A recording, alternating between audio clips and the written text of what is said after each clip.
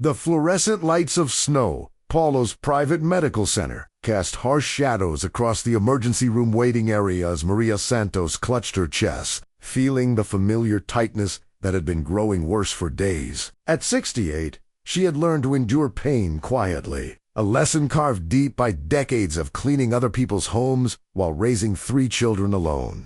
But this pain was different. It radiated down her left arm and made her breath catch in her throat like a trapped bird. She had walked slowly through the automatic doors of the hospital where she had been treated for 15 years, her employee health insurance card trembling slightly in her weathered hands. The insurance had been one of the few genuine kindnesses from her last employer. Donna Helena, a wealthy widow who had seen something special in the quiet woman who had cared for her home with such devotion. What Maria didn't know was that Donna Helena had seen far more in her than anyone else ever had. Dr. Ricardo Mendes adjusted his expensive watch and surveyed the emergency room with the practiced eye of someone who believed he could assess a person's worth in seconds. At 35, he had climbed the ranks quickly at the prestigious hospital. His confidence built on years of success and the unshakable belief that his medical degree made him superior to the patients who filled the public areas of their private facility. His eyes swept past Maria, who sat hunched in a plastic chair, her simple floral dress and worn shoes marking her immediately as someone who belonged in the public health system, not in his domain. He had perfected the art of triage, not just by medical need, but by social assessment, a skill that had never failed him in maintaining the hospital's reputation among its wealthy clientele. The irony was that his prejudice had blinded him to something that would soon change everything he thought he knew about power and worth. Next, Dr. Mendes called out, his voice carrying across the waiting room as he gestured toward a middle-aged man in a business suit who had arrived minutes after Maria. The man clutched his stomach and mentioned some discomfort after lunch, immediately receiving attention and being escorted to a private examination room.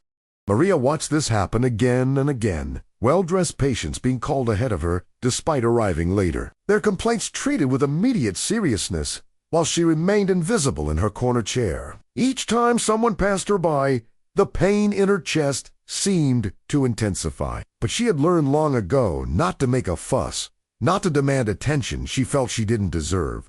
The waiting room nurse, Patricia, had glanced at her intake form and noted her insurance coverage with barely concealed irritation. Another domestic worker, taking up space that could be used for real patients who could afford the hospital's premium services. 2.5 hours passed like an eternity of shallow breaths and increasing chest pressure.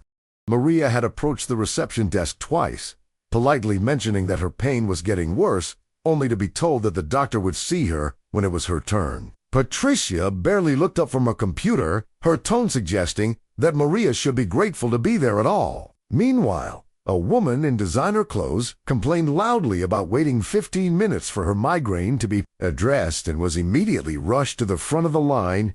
The discrimination wasn't subtle. It was brazen and systematic, a well-oiled machine of prejudice that had been running smoothly for years without challenge.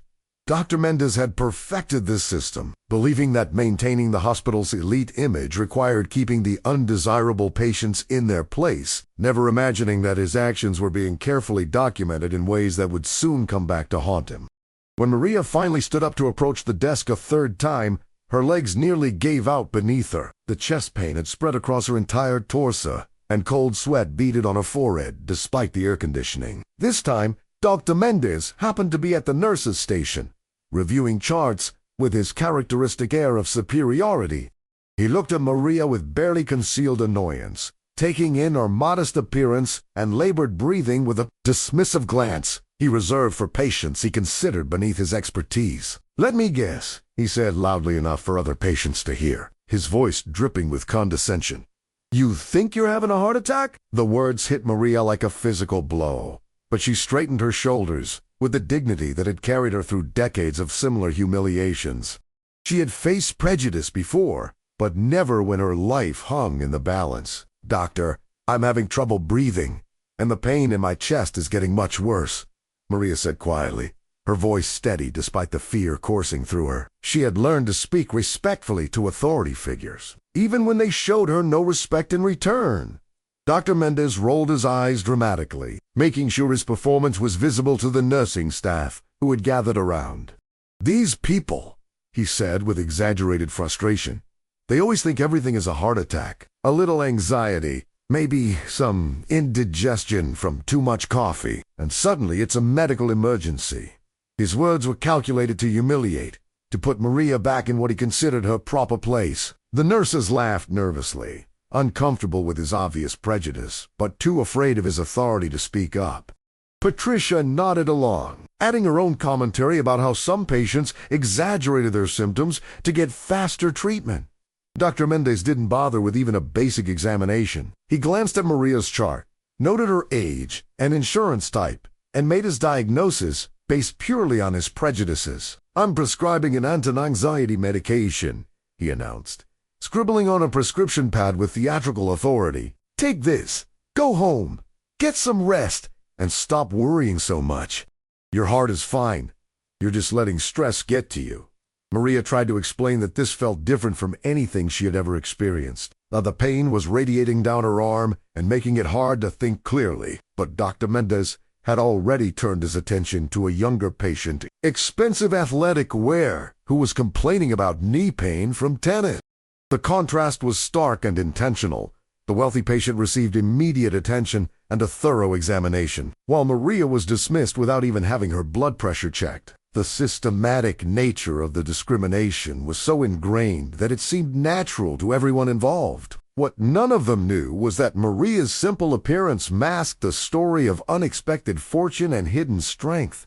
3 years earlier, Donna Helene had died peacefully in her sleep, leaving behind a will that shocked everyone who knew about it. The wealthy widow had left the bulk of her estate to her children and grandchildren, but she had also set aside a substantial portion for Maria, the woman who had cared for her home and her health during her final years with such compassion and dedication. The inheritance included a portfolio of carefully chosen stocks, including a significant minority stake in the parent company that owned the very hospital where Maria now sat. Dismissed and humiliated, Donna Helena had seen something in Maria that others missed: a quiet wisdom, an unshakable integrity, and a strength that didn't need to announce itself to be real. Maria had been overwhelmed by the inheritance, uncertain how to handle such sudden wealth. She had consulted with Donna Helena's lawyer, who helped her understand the scope of her new financial situation, but she had chosen to live simply, using the money primarily to secure her children's education and to maintain the modest lifestyle that felt authentic to her. She still lived in the same small house, still shopped at the same markets, still treated everyone with the same humble respect she'd always shown. The stocks remained largely untouched, growing in value while Maria continued to think of herself as the same domestic worker she had always been. Her daughter Carmen, now a successful nurse working at a different hospital, was one of the few people who knew about the inheritance, and she had tried repeatedly to convince her mother to demand the respect she deserved. As Maria sat in that plastic chair, the prescription for anxiety medication crumpled in her hand. The pain in her chest reached a crescendo that made her vision blur. She tried to stand, to call for help, but the words wouldn't come. The heart attack that Dr. Mendes had so casually dismissed was massive and immediate, sending Maria crashing to the floor in full view of the waiting room. Suddenly, the same medical staff who had ignored her for hours sprang into action, their professional training overriding their prejudice in the face of a true emergency. Dr. Mendes rushed to her side, his face pale as he realized the magnitude of his error. But the damage had already been done. The 3-hour delay in treatment had allowed Maria's condition to deteriorate far beyond what should have been necessary, transforming what could have been a manageable cardiac event into a life-threatening crisis. The intensive care unit became Maria's world for the next 2 weeks. Machines breathing for her while her body fought to recover from the massive heart attack that had been dismissed as anxiety.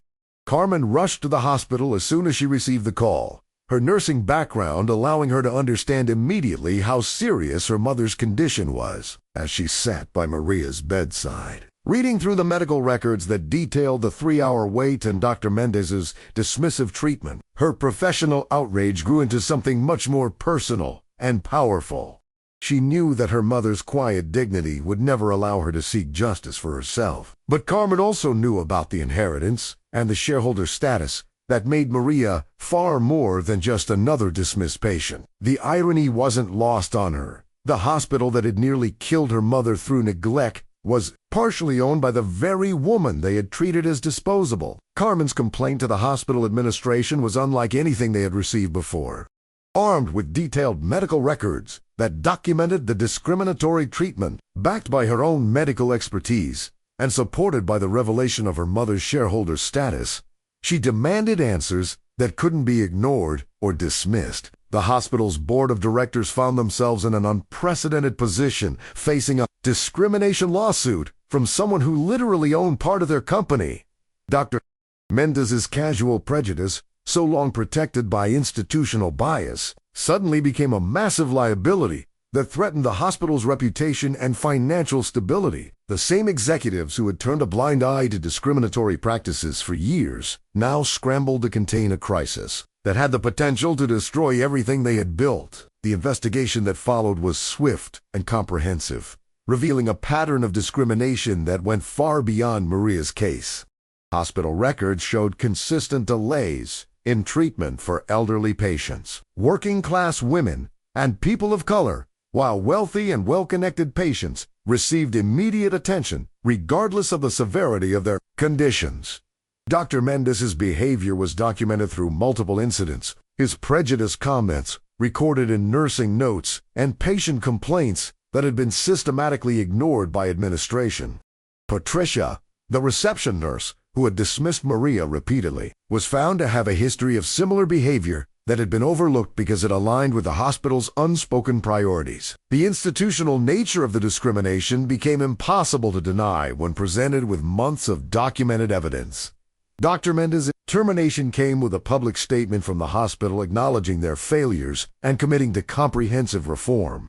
His medical license came under review as the state medical board investigated his pattern of discriminatory care that had endangered patient lives. The arrogance that had defined his career crumbled as he faced professional ruin and personal humiliation, his name associated forever with a case that would be studied in medical ethics courses for years to come.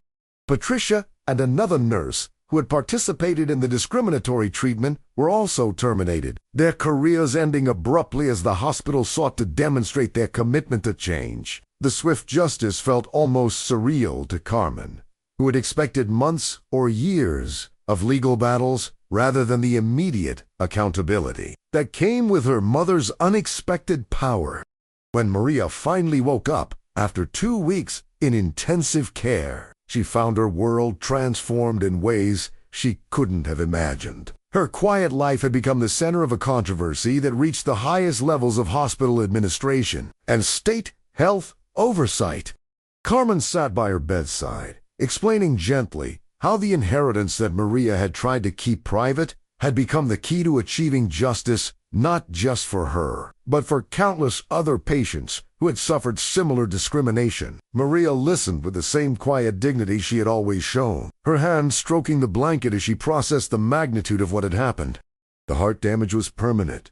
Her quiet days of independence were over, but something else had awakened in her that felt more powerful than anything she had lost. The hospital's new triage protocols were named in Maria's honor, a fact that embarrassed her but filled Carmen with pride. Mandatory bias training became required for all medical staff, with Maria's case serving as the primary example of how prejudice could literally kill. The parent company's board of directors invited Maria to attend their quarterly meetings, an invitation she accepted with characteristic humility, bringing her simple dignity into boardrooms where million-dollar decisions were made daily. Her presence at these meetings served as a constant reminder of the human cost of institutional prejudice, her quiet questions about patient care carrying more weight than the loudest complaints from traditional activists. The transformation wasn't just personal, it was systemic, affecting policy at multiple hospitals within the company's network. 6 months after her heart attack, Maria sat in the same waiting room where she had been dismissed and nearly died. This time, she was there for a routine follow-up appointment. But everything about the experience had changed. The reception staff greeted her warmly, immediately recognizing her as the patient whose case had transformed their workplace. Dr.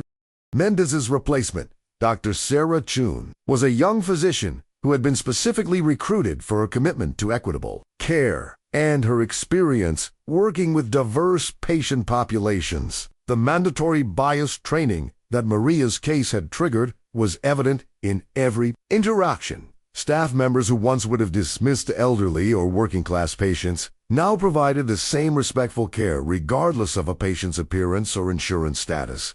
Carmen had initially worried that the publicity and legal proceedings would overwhelm her mother, but Maria had surprised everyone with her strength and grace under pressure. She had used her new platform not for personal revenge, but to advocate for systematic changes that would protect other vulnerable patients. Her testimony before the State Health Board had been delivered in the same quiet, dignified tone she had used when asking for help in the emergency room. But this Chimi, everyone listened. Her words carried the weight of lived experience and financial influence, a combination that proved impossible to ignore. The media attention had been extensive, but Maria had handled interviews with characteristic humility, always directing attention away from herself and toward the broader issues of healthcare equity. The financial settlement from the hospital was substantial, but Maria had used the money to establish a foundation focused on healthcare advocacy for elderly and working-class patients. The foundation worked directly with hospitals to identify and address discriminatory practices, using Maria's case as a model for systemic change rather than individual retribution. Carmen had taken a leave of absence from her nursing position to help run the foundation, finding in the work a way to channel her outrage into meaningful reform. The quiet woman who had once cleaned other people's houses was now funding programs that trained healthcare workers in cultural sensitivity and bias recognition, her influence reaching far beyond the hospital where her ordeal had begun. Dr. Mendes, meanwhile, had found his career in ruins and his reputation destroyed. The medical board had suspended his license pending a full investigation, and other hospitals had quietly rescinded job offers once Maria's case became public. His arrogance had cost him everything he had worked to achieve, his dismissive treatment of one elderly woman leading to professional disgrace and financial ruin. He had tried to claim that his actions were within normal medical protocols, but the investigation had revealed too many similar incidents for his excuses to hold any weight. The same prejudice that had once seemed to protect his status had become the instrument of his downfall, a irony that wasn't lost on anyone following the case.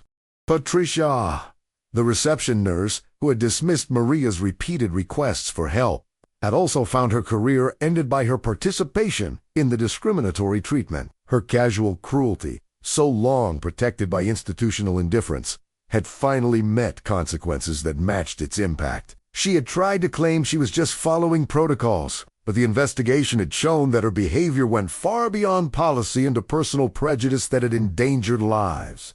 The other terminated staff members had faced similar fates, their careers destroyed by their participation in a system of discrimination that they had helped maintain and strengthen. The swift justice had sent a clear message throughout the healthcare system about the real consequences of discriminatory care. 1 year after her heart attack, Maria was invited to speak at a national conference on healthcare equity, an honor that would have been unimaginable to the woman who had once sat invisible in a hospital waiting room. She stood at the podium in her simple dress, her voice steady and clear as she addressed an audience of healthcare administrators, doctors, and policymakers. Her speech wasn't about revenge or anger. It was about the quiet dignity that every patient deserved and the responsibility of healthcare providers to see beyond appearances to the human being seeking help. The standing ovation that followed was spontaneous and heartfelt, recognizing not just her survival, but her transformation into an unlikely but powerful advocate for change. The hospital where Maria had nearly died had become a model for equitable care, their new protocols studied and replicated by healthcare institutions across the country. The mandatory bias training that had resulted from Maria's case had expanded beyond triage to include all patient interactions, creating a culture where respectful care was expected regardless of a patient's social status or appearance. Dr. Chun had implemented regular community outreach programs that brought healthcare directly to underserved populations, ensuring that cost and transportation barriers didn't prevent people from receiving necessary care. The transformation was so complete that it was hard to imagine the discriminatory culture that had once defined the institution. Carmen had watched her mother's transformation with amazement and pride. The quiet domestic worker had become a respected voice in healthcare reform, her influence extending far beyond what anyone could have predicted. Maria's foundation had grown to support multiple programs across several states, always with the same focus on systematic change rather than individual punishment. She had testified before congressional committees, consulted with major hospital networks, and been featured in medical journals as an example of patient advocacy done right. Through it all, she had maintained the same humble dignity that had carried her through decades of prejudice, never letting success change her fundamental character. The shareholders' meetings, where Maria now held a place of honor, had become forums for discussing patient care alongside financial performance. Her quiet questions about treatment protocols and patient satisfaction scores carried as much weight as profit projections and expansion plans. The other shareholders, initially skeptical of having a former domestic worker in their midst, had come to respect her insights and her unwavering focus on the human impact of their business decisions. Her presence had changed not just policy, but culture, making it impossible for the company to prioritize profits over patient welfare in the way they once had. Dr. Mendes' attempts to rebuild his career had been unsuccessful, his reputation preceding him wherever he applied for positions. The medical community had taken note of Maria's case, and his pattern of discriminatory behavior had become well known throughout the profession. His former colleagues avoided association with him, recognizing that his prejudice had not only endangered patients, but had brought scrutiny to practices that many had preferred to keep hidden. The arrogance that had once seemed to guarantee his success had become the very thing that ensured his professional destruction, a cautionary tale that was discussed in medical schools and professional development programs. 2 years after the heart attack that had nearly killed her, Maria sat in her small garden, reading letters from patients and healthcare workers who had been inspired by her story. The physical limitations imposed by her heart damage meant she could no longer live completely independently. But Carmen had moved in to help care for her, and together they had created a life that was richer and more meaningful than either had imagined possible. The foundation continued to grow, its programs reaching thousands of patients who received better care because of the changes Maria's case had triggered.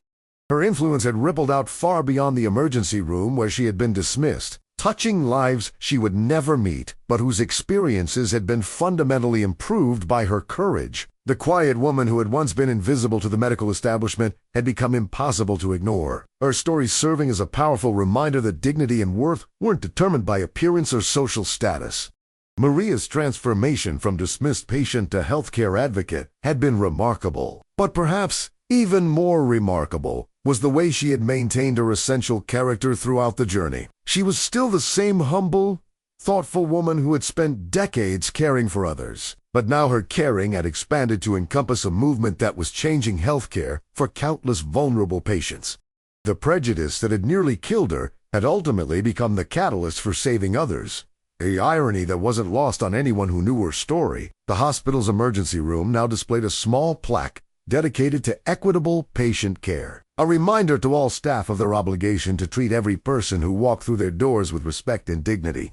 Maria had been present at the dedication ceremony, her presence serving as a living testament to the importance of the principles the plaque represented. The same waiting room where she had been dismissed and humiliated had been redesigned with patient comfort and dignity in mind. The physical changes reflecting the cultural transformation that had taken place. New patients, regardless of their appearance or social status, now received the kind of respectful treatment that Maria had been denied, a legacy that would outlast any individual career or profit margin. The medical students who now toured the hospital as part of their training heard Maria's story as an essential part of their education, learning not just about clinical protocols, but about the human impact of bias in healthcare.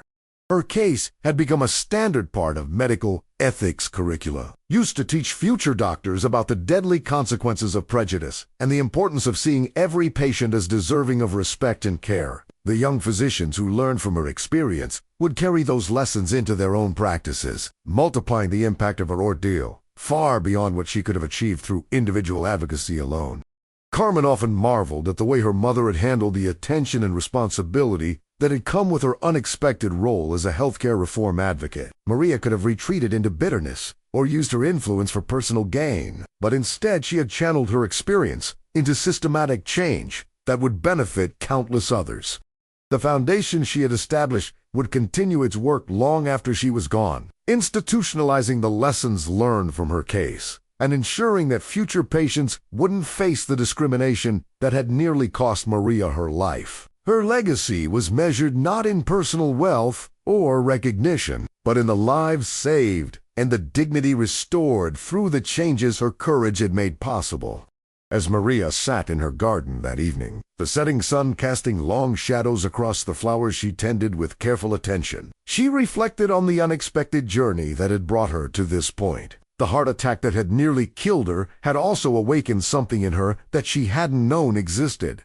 A voice that demanded to be heard and a strength that refused to be dismissed. The prejudice that had marked her entire life had finally met its match in the quiet dignity that had carried her through decades of discrimination. She had never sought to be a symbol or a spokesperson, but when circumstances had thrust that role upon her, she had risen to meet it with the same grace she had brought to every challenge in her life. The transformation was complete, but it had never been about revenge or personal vindication.